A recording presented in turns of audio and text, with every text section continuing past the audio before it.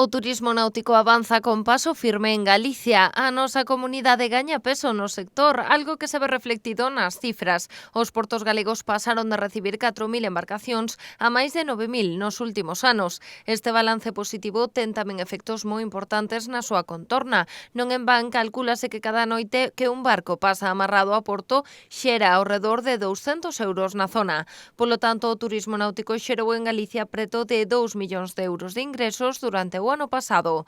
Estes datos foron presentados en Palma de Mallorca polo presidente de Portos de Galicia. José Juan Durán representou o ente autonómico no Congreso Náutico, poñendo sobre a mesa un balance récord para a comunidade autónoma. Aínda que o obxectivo é manter ou incluso superar estas cifras, Durán asegurou que son conscientes da importante competencia que se dá no sector.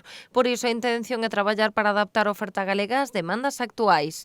O presidente de Portos de Galicia aproveitou tamén para destacar o gran investimento realizado pola Xunta no acondicionamento dos portos deportivos e a colaboración dos clubs como dous piares deste avance no turismo náutico. Non en van, as dársenas galegas dispoñen na actualidade de máis de 15.000 amarres. Agora, a fidelización do usuario náutico é unha das novas metas, conseguir que os turistas atraquen nos diferentes portos deportivos de Galicia e que despois se cheguen a gozar do territorio e das posibilidades que ofrece.